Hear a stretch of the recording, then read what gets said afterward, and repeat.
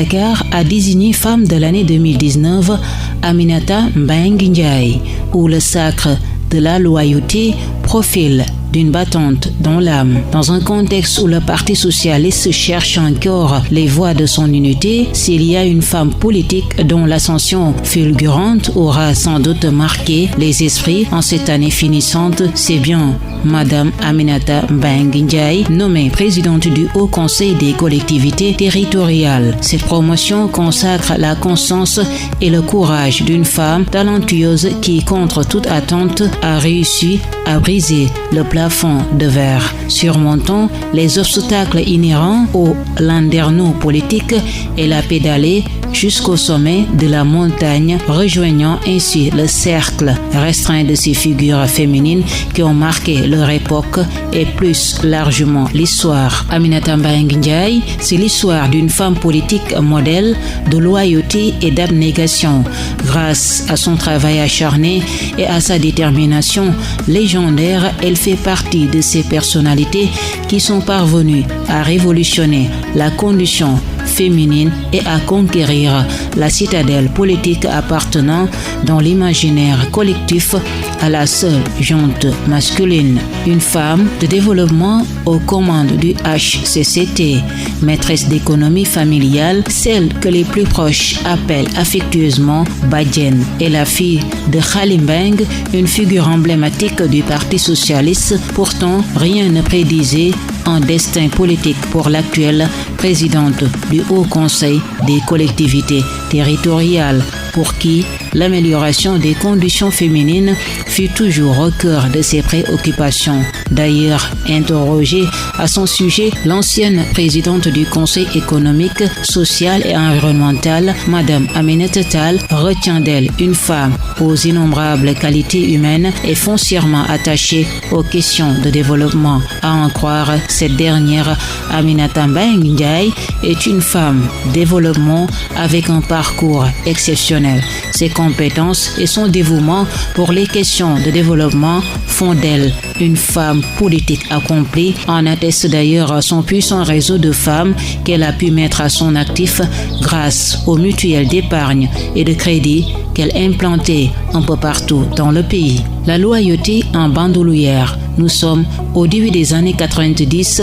L'ancienne ministre de la Femme d'alors, Madame Maïmouna Kane, qui était souvent accompagnée sur le terrain par Madame Aminata Mbengue Ndiaye, fut séduite par l'engagement et la détermination de cette dernière. Ainsi en a-t-elle fait l'écho au président Abdou Diouf qui avait décidé de faire appel à la native de Louga. L'ère d'une belle et exaltante carrière politique venait ainsi de s'ouvrir pour celle qui occupe de prestigieux titres de la troisième personnalité de l'État à la faveur de sa nomination au poste de présidente du Haut Conseil des collectivités territoriales. La loyauté en bandoulière, elle est restée constante sur ses positions pendant les années de traversée de désert du Parti socialiste. L'actuel secrétaire général du Parti socialiste nous enseigne ainsi les vertus de la patience et de la fidélité à toute épreuve. En effet, alors que le Parti socialiste nageait en eau trouble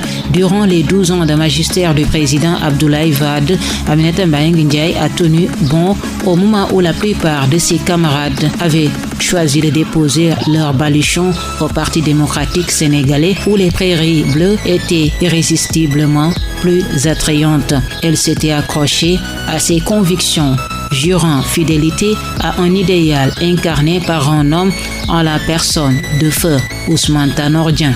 D'ailleurs, selon Pape Massar Ndoye, membre du bureau politique du Parti socialiste et du comité central, Madame Aminata Mbengue Ndiaye, un socialiste convaincu, n'a jamais renié ses convictions politiques. Et pourtant, Maître Abdoulaye Wade, qui voulait implanter le Parti démocratique sénégalais dans la ville de son prédécesseur, lui avait promis monts et merveilles dans un landerneau politique où les intérêts du moment dictent les positions des uns et des autres. La personnalité de cette grande dame mérite d'être citée. un exemple pour la jeune génération de femmes et d'hommes politiques confrontés à un problème de repère. Une ascension politique fulgurante.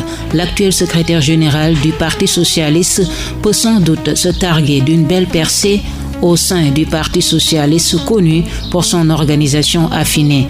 En 1996, elle a été élue mairesse de Louga et présidente du mouvement national des femmes socialistes de Louga. Elle a été aussi directrice de la condition féminine avant d'atterrir au ministère de la Femme et de la Famille de 1998 à 2000, date à laquelle le PS a perdu le pouvoir. En 2012, à la suite de la chute du Parti démocratique sénégalais, le Parti socialiste qui avait soutenu la candidature de Macky Sall au deuxième tour bénéficiera de 2 postes ministériels. Aminata Mbengue Ndiaye sera nommée ministre de l'élevage. 7 ans plus tard, elle est devenue ministre de la Pêche et de l'économie maritime après la formation du nouveau gouvernement mis sur pied par le président Macky Sall à la suite de sa victoire à la présidentielle de février 2019. À la suite du décès de feu Ousmane Tanor Dieng, l'actuel secrétaire général du Parti socialiste est nommé à la tête du HCCT, une nomination qui récompense la loyauté mais aussi la compétence d'une dame battante dans l'âme que votre site Le Monde à Dakar a décidé d'honorer parmi les personnalités qui ont marqué l'année 2019.